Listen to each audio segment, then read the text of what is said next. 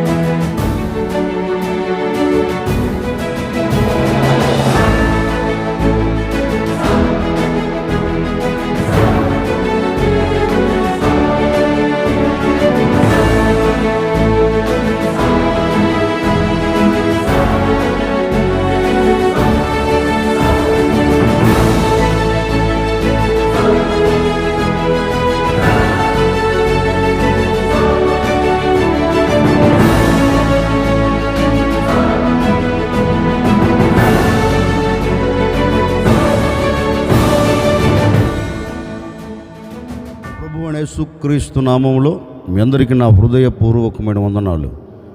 దేవుడి దినమంతా మీకు తోడై ఉండి మిమ్మల్ని ఆశీర్వదించి దీవించి కాపాడునుగాక. పరిశుద్ధ గ్రంథంలో నుండి దినవృత్తాంతాల మొదటి గ్రంథం 28వ అధ్యాయం 9వ వాక్యాన్ని నేను చదువుతూ ఉన్నాను. మీ పరిశుద్ధ గ్రంథమైన బైబిల్ తెరచి చూడండి.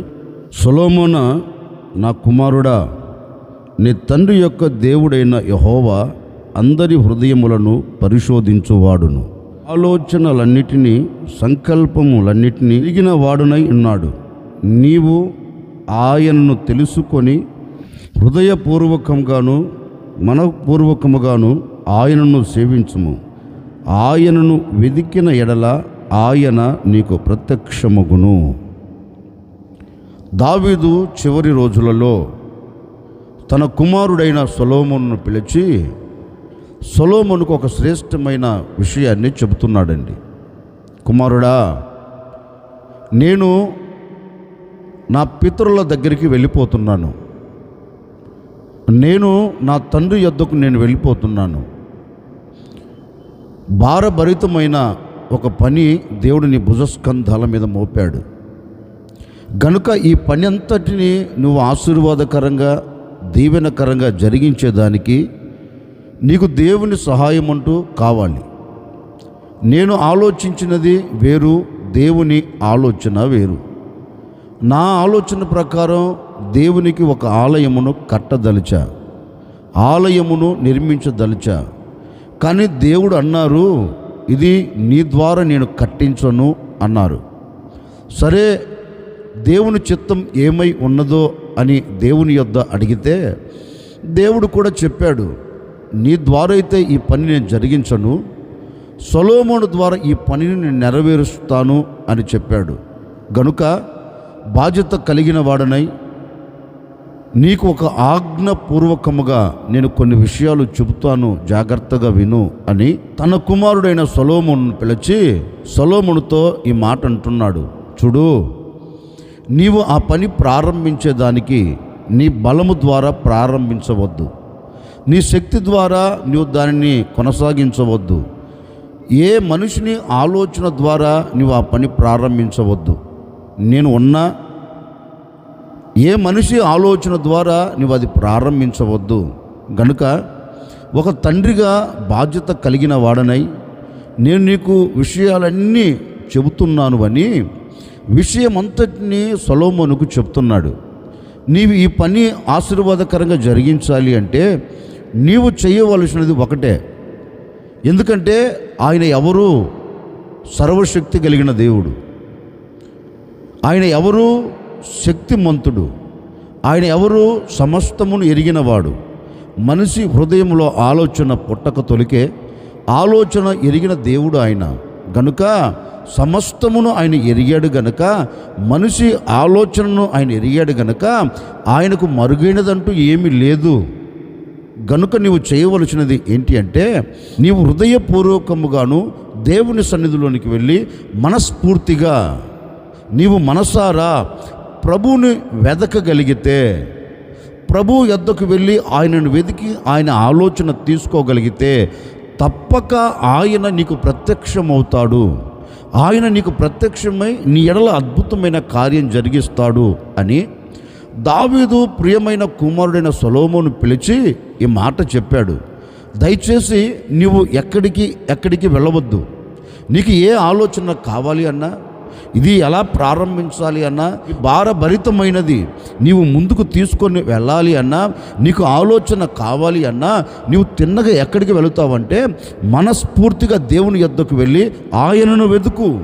అయ్యా, ఈ పని నీవు నాకు అప్పగించావు, ఈ పనిని నేను సంపూర్తి చేయాలి గనుక నీవు నాకు ప్రత్యక్షముగా, నేను హృదయపూర్వకంగాను మనస్ఫూర్తిగాను నిన్ను వెతుకుతున్నాను, సహాయము చేయవా అని నువ్వేం చెయ్యాలంటే దేవుని యొద్దకు వెళ్ళి నీవు ఆయనను వెతకిన ఎడల ఆయన నీకు ప్రత్యక్షమవుతాడు అని దావీదు సొలొమోనుతో చెప్పాడండి.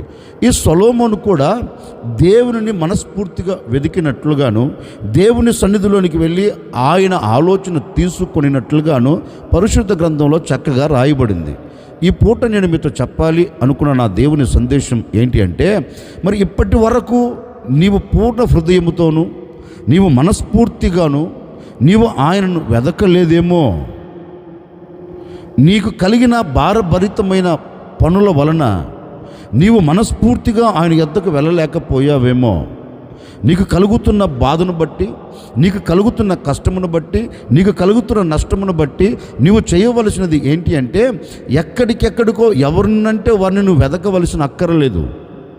ఆ వ్యక్తి దగ్గరికి వెళితే ఆ వ్యక్తి నాకు న్యాయం చేస్తాడు, ఆ వ్యక్తి దగ్గరికి వెళితే నాకు ప్రయోజనం కలుగుతుందని వీరిని వెతుక్కుంటూ వెళుతున్నావు.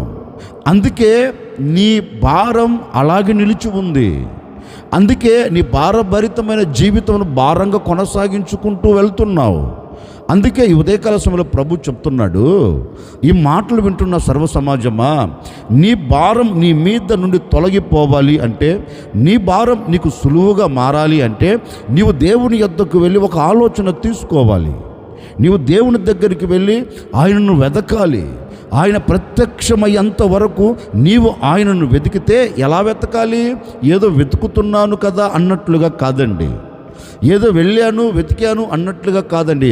మనస్ఫూర్తిగా నీ హృదయపూర్వకముగా ఈరోజు తప్పక నేను దేవునిని వెతుకుతాను, ఆయన నాకు ప్రత్యక్షమవుతాడు అనే ఒక నమ్మకముతో నీవు ఆయనను వెతకగలిగితే ఆయన నీ ఎదుట ప్రత్యక్షమవుతాడు. ఆయన నీ ఎదుట ప్రత్యక్షమయ్యాడు అనుకోని నీ భారభరితమైన జీవితం సులువుగా మార్చబడుతుంది. నీ ఎదుట నిలబడిన భారాలు తొలగిపోతాయి. ఎందుకంటే ఆలోచన ఇవ్వగలిగిన దేవుడు నీతో ఉన్నాడు కదా, ఆలోచన ఇవ్వగలిగిన దేవుని నువ్వు వెతికావు కదా, ఆలోచన ఇవ్వగలిగిన దేవుని పాదాలను పట్టుకున్నావు కదా. మరి ఆయన నిన్ను ఎందుకు విడిచిపెడతాడు? నీకెందుకు దూరం అవుతాడు? నీకు దూరము కాకుండా నీవు ఆయనను వెతికావు గనక ఆయన నీ ఎదుట ప్రత్యక్షం పరచబడుతాడు. అందుకని ఈ ఉదయకాల సమయంలో నువ్వు చేయవలసినది ఏంటి అంటే మనస్ఫూర్తిగా నీవు ఆయనను వెతకాలి. ఆయనను వెతికితే ఆయన నీ ఎదుట ప్రత్యక్షమై నీకు కావలసిన ప్రతి దీవెన ఆయన నీ చేతులకు అప్పగిస్తాడండి. అందుకే దావీదు సొలొమోనుతో అంటున్న మాట, నీవు మనస్ఫూర్తిగా హృదయపూర్వకముగా నీవు దేవుని దగ్గరికి వెళ్ళి ఆయనను వెతుకు, ఆయన నీకు ప్రత్యక్షమవుతాడు, ఈ రాజ్య పరిపాలన విషయంలో నీకు ఆలోచన చెబుతాడు అని సొలొమోనుకు దావీదు చెప్పినట్లుగా ఒక సేవకుడిగా ఈ ఉదయకాల సమయంలో నేను మీతో కూడా చెప్తున్నానండి. నీకు కలిగిన ప్రతి విషయములో నీవు ఆలోచిస్తున్న ప్రతి దాని విషయంలో నీవు దేవుని యొద్దకు వెళ్ళి ఆయనను వెతకగలిగితే తప్పక సొలొమోనుకు ప్రత్యక్షమైన దేవుడే నీకు ప్రత్యక్షం కాబోతూ ఉన్నాడు. మరి ఆయనను వెతకాలి అన్నారు కదా, ఆయనను మనం ఎలా వెతకాలి? ఆయనను మనం వెతికితే మనకు కలిగే ఒక దీవెన ఏంటి? దైవజనుడైన పౌలు రాసిన హెబ్రీ పత్రిక 11వ అధ్యాయం 6వ వాక్యాన్ని నేను చదువుతూ ఉన్నాను, మీరు గమనించండి. దైవజనుడైన పౌలు రాసిన హెబ్రీ పత్రిక 11వ అధ్యాయం 6వ వాక్యాన్ని నేను చదువుతూ ఉన్నాను. మీ పరిశుద్ధ గ్రంథమైన బైబిల్ తెరిచి చూడండి. విశ్వాసము లేకుండా దేవునికి ఇష్టుడై ఉండుట అసాధ్యము. దేవుని యొద్దకు వచ్చువాడు ఆయన ఉన్నాడనియు తన్ను వెదుకు వారికి ఫలం దయచేయువాడనియు నమ్మవలెను గదా. దైవజనుడైన పౌలు హెబ్రీ సంఘానికి ఒక ఉత్తరం రాస్తూ ఆ ప్రజలతో ఒక శ్రేష్టమైన మాట చెప్తున్నాడు. దేవుని రాకడ కొరకు సిద్ధపరచబడుతున్న విశ్వాసులారా, దేవుని రక్తముతో కడగబడి పరిశుద్ధ సమూహములో చేర్చబడి పరలోక పట్టణము చేరాలని ఆశతో ఆకాంక్షతో ఎదురు చూస్తున్న క్రీస్తు రెండవ రాకడ కొరకు ఎదురు చూస్తున్న సర్వసమాజమా, మీరు విశ్వాసము లేకుండా దేవునికి ఇష్టులై ఉండుట అది అసాధ్యము. ఒక వ్యక్తి దేవునికి ఇష్టుడిగా మారాలి అంటే ఆ వ్యక్తిలో ఏమి ఉండాలి అంటే ఒక విశ్వాసము ఉండాలి. ఆ విశ్వాసము కలిగిన వాడే దేవునికి ఇష్టుడిగా మార్చబడతాడు. ఆ వ్యక్తి దేవుడు ఉన్నాడు అని, ఆ దేవుడు నాకు ఫలము దయచేస్తాడు అని నమ్మాలంటండి. ఎలా ఆయనను వెతకాలి? ఆయనను వెతుకువారు ఎలా ఆయనను వెతకాలి? లేఖనమంటుంది, ఆయన నాకు ఫలము దయచేస్తాడు అనే నమ్మకముతో ఆయనను వెతకాలంటండి. ఈ సంఘానికి దైవజనుడు అదే చెప్తున్నారు. మీరు ఆయన ఎలా వెతకాలి అంటే, ఈ లోకములో నేను బ్రతికి ఉన్నంత కాలం, ఈ లోకములో నా మనుగడ కొనసాగించబడుతున్నంత కాలం, ఈ లోకములో నేను జీవిస్తున్నంత కాలం నేను ప్రతి విషయములో ఫలమును చూడాలి అంటే, ఒక శ్రేష్టమైన ఆశీర్వాదానికి నేను నాంది పలకాలి అంటే, ఆత్మ సంబంధంగా కానివ్వండి, శరీర సంబంధంగా కానివ్వండి, కుటుంబ సంబంధంగా కానివ్వండి, వ్యక్తిగత జీవిత పరంగా కానివ్వండి, ఏ విషయములోనైనా ఒక వ్యక్తి ఫలము చూడాలి అంటే, ఒక దీవెన చూడాలి అంటే ఆ వ్యక్తిలో ఒక నమ్మకం ఉండాలంటండి. ఏ నమ్మకం? నేను నా దేవునిని నమ్మకముతో వెతుకుతున్నాను. నేను ఆయన ఎలా వెతుకుతున్నాను అంటే, ఒక నమ్మకం నాకుంది. నేను నా దేవునిని వెతికితే నా దేవుడు నాకు ఫలము దయచేస్తాడు. నా కష్టములో నేను ఆయనను వెతుకుతాను, నా నష్టములో నేను ఆయనను వెతుకుతాను, నా ఇబ్బందుల్లో నేను ఆయనను వెతుకుతాను, నాకు కలిగిన ఇరుకులో నేను ఆయనను వెతుకుతాను. ఆయనను నేను మనస్ఫూర్తిగా వెతికినప్పుడు, ఆయన మీద నేను నమ్మకం పెట్టి ఆయనను వెతికినప్పుడు, ఆయన నాకు ప్రత్యక్షమై నాకు కావలసిన, నా కుటుంబానికి కావలసిన ప్రతిఫలం నా దేవుడు నాకు దయచేస్తాడు అనే ఒక నమ్మకముతో నువ్వు వెతకాలి అండి.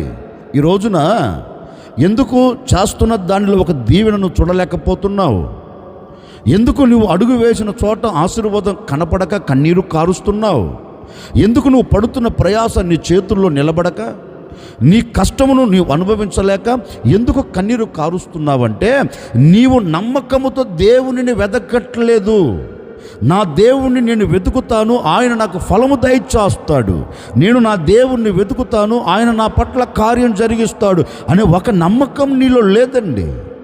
నీవు నమ్మకంతో దేవుణ్ణి వెతకట్లేదు. చాలామంది అంటారు, ఏమండి బాబోయ్, మేము నమ్మకం లేకపోతేనే బైబిల్ చదువుతున్నామా? మేము నమ్మకం లేకపోతేనే ప్రార్థన చేస్తున్నామా? మేము నమ్మకం లేకపోతేనే చర్చికి వస్తున్నామండి? మేము నమ్మకం లేకపోతేనే పరిచర్య చేస్తున్నామండి? మేము నమ్మకం లేకపోతేనే అన్ని విషయాల్లో మేము పాలు పొందుతున్నామండి? నమ్మకం ఉండబట్టే కదండి మేము అన్ని విషయాల్లో పాలు పొందింది. నమ్మకం ఉండబట్టే కదా మేము మందిర విషయాలలో అన్నిటిలో మేము పాలు పొందేది. నమ్మకం లేకపోతే మేము పాలు పొందాం కదా అంటారు చాలామంది. నిజమే, మీరు అన్ని విషయాల్లో పాలు పొందుతున్నారు, ఆరాధనలో పాలు పొందుతున్నారు, వాక్యము చదివే విషయంలో మీరు నమ్మకంగా ఉన్నట్లు ఉన్నారు, ప్రార్థించే విషయంలో మీరు నమ్మకంగా ఉన్నారు. కానీ ఎలా అంటే మనస్ఫూర్తిగా నీవు నమ్మి దేవుని యొద్దకు రావట్లేదు. నీవు మనస్ఫూర్తిగా దేవుడిది చేస్తాడు అని నమ్మి నీవు ఆరాధనలో పాలు పొందట్లేదండి. ఏదో ఆనవాయితీగా రావాలి, ఏదో ఆనవాయితీగా చర్చిలో కూర్చోవాలి, ఏదో ఆనవాయితీగా బైబిల్ చదవాలి, ఏదో ఆనవాయితీగా ప్రార్థన చెయ్యాలి అన్నట్లుగా నీ మనుగడను కొనసాగించుకుంటున్నావు. కానీ మనస్ఫూర్తిగా ఏ ఒక్కరోజైనా ఒక దాని విషయము నమ్మి దేవుని యొద్దకు వచ్చి ఏ రోజైనా వెతికావా దేవునిని? నాకు ఈ కష్టం కలిగింది కదా, ఈ కష్టములో నేను నా దేవునిని వెతకాలి, నాకు ఈ నష్టం కలుగుతూ వచ్చింది కదా, ఈ విషయంలో నేను దేవునిని వెతకాలి అని ఏ ఒక్క రోజైనా దేవుని యొద్దకు వెళ్ళి మనస్ఫూర్తిగా నీకు కలిగిన దానిని బట్టి వెతికిన రోజు ఒక్కటైనా ఉందండి? ఆ రోజు లేకనే కదా, మనస్ఫూర్తిగా దేవునిని వెతికిన రోజు లేకపోబట్టే కదా ఈనాటి వరకు ఏ ఫలమును అనుభవించలేకపోయావు, ఏ ఆశీర్వాదాన్ని అనుభవించలేకపోయావు. కష్టపడినది నీ చేతుల్లో నిలబడట్లేదు, కష్టపడినది చినిగిపోయిన సంచిలో వేసినట్లు అయిపోతుంది. ఎంత ప్రయాసపడినా ప్రయాసకు తగిన ప్రతిఫలము కలగక కన్నీరు కారుస్తూ ఆయాసపడుతూ జీవిత మనుగడ ఎలా ముగించుకుంటున్నావు? దినదినము కష్టముతోనే ముగించుకుంటున్నావు కదా, నష్టముతోనే ముగించుకుంటున్నావు కదా. వీటన్నిటికీ ప్రబలమైన కారణం ఏంటి? వాక్యం ఉంటుంది, నీవు నమ్మకముతో ఫలము దయచేస్తాడు అనే నమ్మకంతో ఆయన్ను వెతకట్లేదు. వెతకకపోయినందువలన ఇన్ని అనర్థాలు జరిగాయి. అందుకే దేవాతి దేవుడు కూడా అంటాడు మార్తతో, మార్తమ్మా, ఓ మార్తమ్మా, నువ్వంటున్నావు చనిపోయాడు, ఇక కుళ్ళిపోయి ఉంటుంది, ఇక ఎలా బాబు కంపు కొడుతు నువ్వంటున్నావు. కాదు కాదు కాదు, నీవు నమ్మితే, దేవుడు ఒకే మాట అంటున్నాడు, నీవు నమ్మిన ఎడలా, మార్తా నీవు నమ్మిన ఎడలా, నీవు నమ్మకం ఉంచిన ఎడలా, నీవు నమ్మకముతో నన్ను వెతికిన ఎడలా నిశ్చయముగా నీవు దేవుని మహిమను చూడబోతూ ఉన్నావు. నీవు నమ్మితే దేవుని మహిమను చూస్తావు, నీవు నమ్మితే దేవుని కార్యములను చూస్తావు, నీవు నమ్మితే దేవుడు చేసే అద్భుతాలను నువ్వు చూడగలుగుతావు. నమ్మకం ఉంచమ్మా. నీలో నమ్మకం లేదు, అపనమ్మకం ఉంది. అపనమ్మకాన్ని తీసి ప్రక్కన పెట్టి నమ్ము, దేవుడు కార్యం చేస్తాడు నమ్ము అని ఆ ఎమ్ముతో అనలేదా? అంటే ఒక వ్యక్తి దేవుని మీద నమ్మకం ఉంచగలిగితే, నమ్మి ఆయనను వెతకగలిగితే ఆ వ్యక్తి పట్ల దేవుడు అద్భుతం చేస్తాడండి, ఆశ్చర్యమైన కార్యం చేస్తాడు. ఈ ఉదయకాల సమయంలో ఒక సేవకుడిగా మనస్ఫూర్తిగా నేను కోరుకుంటున్నాను, నీవు ఈ ఉదయకాల సమయంలో మనస్ఫూర్తిగా ఆయనను వెతకిన ఎడలా నా దేవుడు నా పట్ల కార్యం జరిగిస్తాడు అని ఆయనను వెతికి చూడు.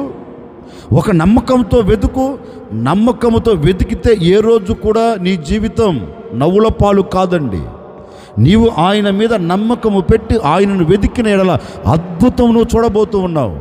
ఇప్పటి వరకు నువ్వు అద్భుతం చూడకపోయేదానికి ప్రబలమైన కారణం ఏంటంటే నమ్మకము లేక, దేవుని మీద నమ్మకం ఉంచి ఆయన వెతకక. ఈరోజు నమ్మి ఆయన వెతికి చూడు. ఈ దినం నా దేవుడు నీ పట్ల అద్భుతమైన కార్యం జరిగించబోతూ ఉన్నాడు, ఒక ఆశ్చర్యమైన కార్యం జరిగించబోతూ ఉన్నాడు. నమ్మిన ప్రతి వ్యక్తిగత జీవితంలో అద్భుతాలు జరగబోతూ ఉన్నాయి. దేవునిని నమ్మిన వ్యక్తి పట్ల ఆశ్చర్యమైన కార్యాలు జరగబోతూ ఉన్నాయి. దేవునిని నమ్మి చూడు, నీ కుటుంబం స్వర్గసీమగా దేవుడు నిలబెడతాడు.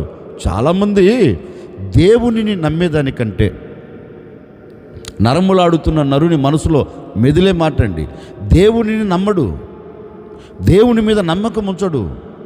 మనిషిని నమ్మాలంటే చాలా బాగా నమ్ముతారండి. మనిషి మీద నమ్మకం పెట్టుకోవాలంటే చాలా నమ్మకం పెట్టుకుంటారు. నేను చెప్పనా, మనిషి మీద నమ్మకం ఉన్నంతకాలం నీ జీవితం నవ్వుల పాలే. మనిషిని నమ్మినంతకాలం నీ జీవితం కన్నీళ్ళ మధ్య సాగి వెళుతూనే ఉంటుంది. మనిషిని నమ్మినంతకాలం నీవు ఇబ్బందుల మధ్యలో పడిపోతావు, నష్టాన్ని చూడగలుగుతావు, అవమానాన్ని అనుభవించగలుగుతావు. ఎందుకని? మనిషిని నమ్మావు కనుక, మనిషిని వెతుక్కుంటూ వెళ్ళి అతన్ని నమ్మావు కనుక, ఈ వ్యక్తి అయితే నాకు అన్ని విషయాల్లో తోడుగా ఉంటాడు అని నమ్మావు కనుకనే మోసపోయావు. మనుషుని నమ్మేదానికంటే నీవు నమ్మవలసింది ఎవరిని అంటే, నీ పట్ల అద్భుతము చేయగలిగిన దేవుని నమ్మితే నీవు అనుకున్న గమ్యం నువ్వు చేరగలుగుతావు. అందుకే వాక్యం కూడా అంటుంది, దైవజనుడు కూడా అంటారు చూడండి, మీరు ఫలము పొందాలి అని ఒకవేళ ఆయనను నమ్మి ఆయనను వెతికితే ఆయన తప్పక మీకు ఫలమును దయచేస్తాడు. నిజమే.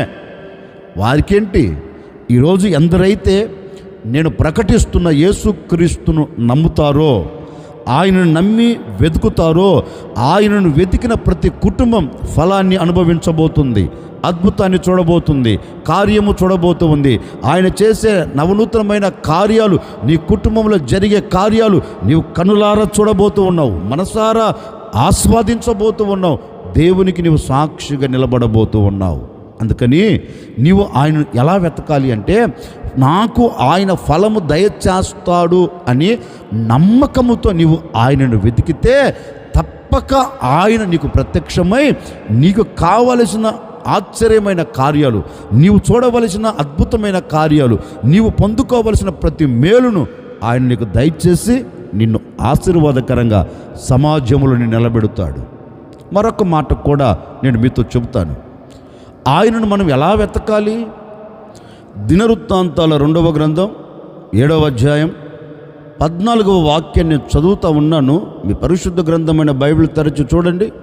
నా పేరు పెట్టబడిన నా జనులు తమ్మును తాము తగ్గించుకొని ప్రార్థన చేసి నన్ను వెదకి చెడు మార్గములను విడిచిన ఎడల ఆకాశము నుండి నేను వారి ప్రార్థనను విని వారి పాపమును క్షమించి వారి దేశమును స్వస్థపరచుదును.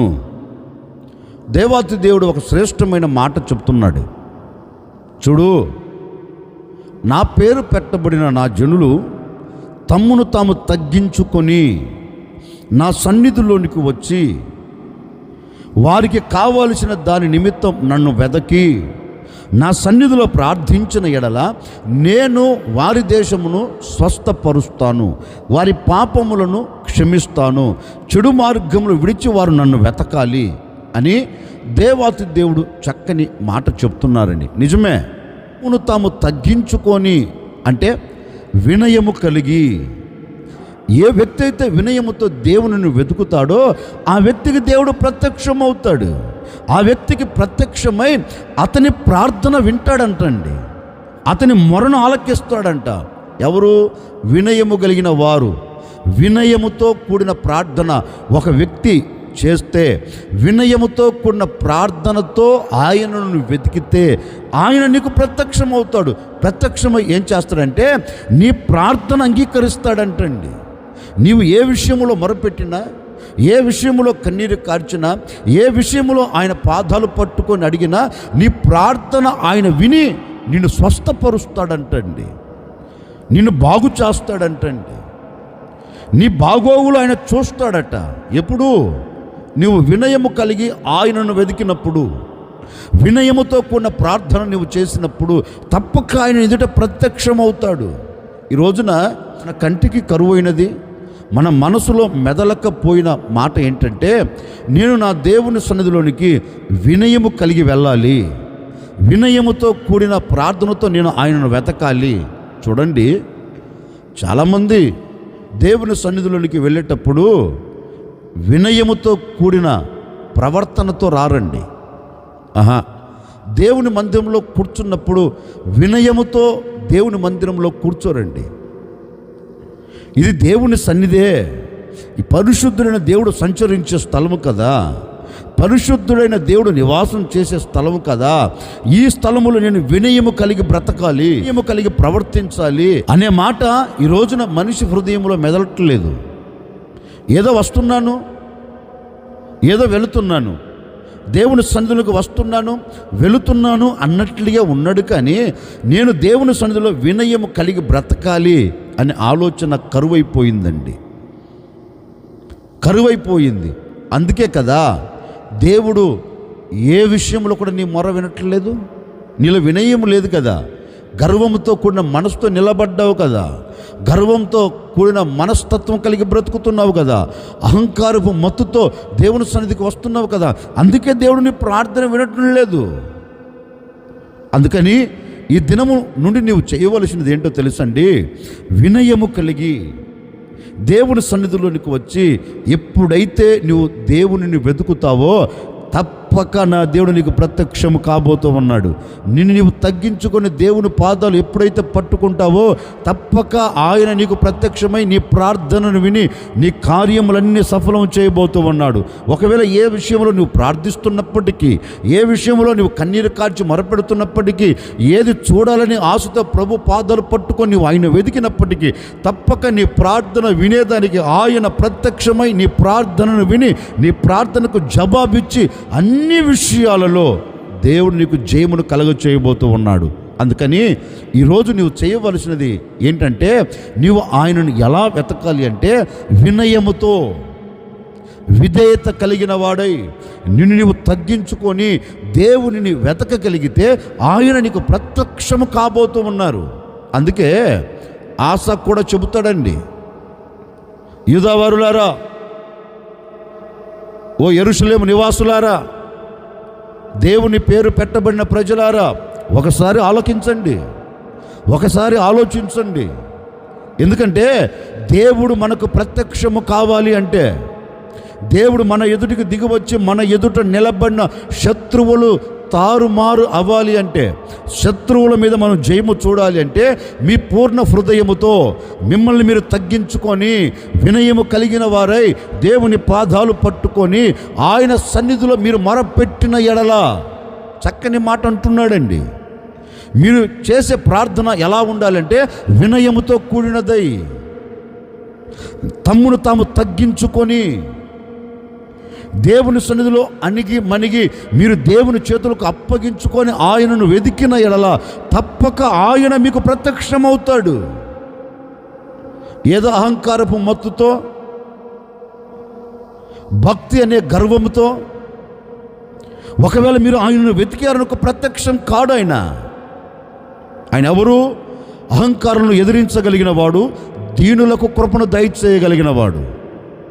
మరి ఆ దీనత్వము కలిగి, అహంకారముతో కాకుండా దీనత్వము కలిగి, విధేయత కలిగి మీరు దేవుని పాదాలు పట్టుకొని మొరపెడితే నిశ్చయముగా ఆయన మీకు ప్రత్యక్షమవుతాడు అన్న మరుక్షణమేనండి ఈ దేవుని పేరు పెట్టబడిన ప్రజలందరూ ఏం చేశారో తెలుసా?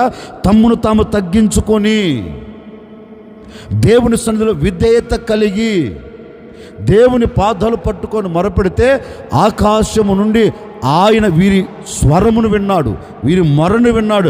విన్న దేవుడు వీరి యొద్దకు దిగి వచ్చి ఒక అద్భుతాన్ని చేశాడు. వీరు దేని నిమిత్తమైతే మొరపెట్టాడో ఆ కార్యం వారి ఎదుట జరిగించాడు. మరి నేను అనే మాట, వినయము కలిగి విధేయత కలిగి తమ్మును తాము తగ్గించుకొని వారు దేవుని పాదాలు పట్టుకొని మొరపెడితే వారి ఎదుట ప్రత్యక్షమైన దేవుడు మరి నీ ఎదుట ఎందుకు ప్రత్యక్షం కావట్లేదు? ఏమండి, మేము రోజు గంటలు గంటలు ప్రార్థన చేస్తున్నామండి, గంటలు గంటలు ప్రార్థనలో మేము ఉంటున్నామండి, గంటలు గంటలు బైబిల్ చదువుతున్నామండి. కాకపోతేనండి వారానికి 2-3 రోజులు కూడా ఉపవాసం ఉంటున్నామండి. ఎలా ఉంటున్నావు ఉపవాసం? ఎలా చేస్తున్నావు ప్రార్థన? ఎలా చదువుతున్నా బైబిల్? వినయము కలిగిన ప్రార్థనతో కూడిన ప్రార్థన ప్రారంభిస్తున్నావా? వినయంతో కూడిన మనసుతో దేవుని యొద్దకు వస్తున్నావా?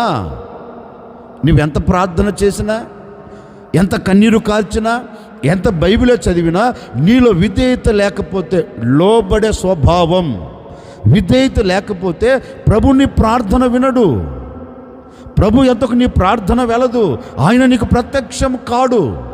అందుకే ఈనాటి వరకు నువ్వు ఎలా ప్రార్థించావో, ఎలా మొరపెట్టావో నాకు తెలియదండి. ఈరోజు నీకు కలిగిన సమస్యను బట్టి, నీకు కలుగుతున్న ఆటంకాన్ని బట్టి, నీకు కలుగుతున్న ఇబ్బందులను, ఇక్కట్లను బట్టి ఈ ఉదయకాల సమయంలో మనస్ఫూర్తిగా నిన్ను నువ్వు తగ్గించుకొని ప్రభు పాదాలు పట్టి నువ్వు మొరపెట్టగలిగితే ఈ ఉదయమే నా దేవుడు ప్రత్యక్షము కాబోతూ ఉన్నాడు.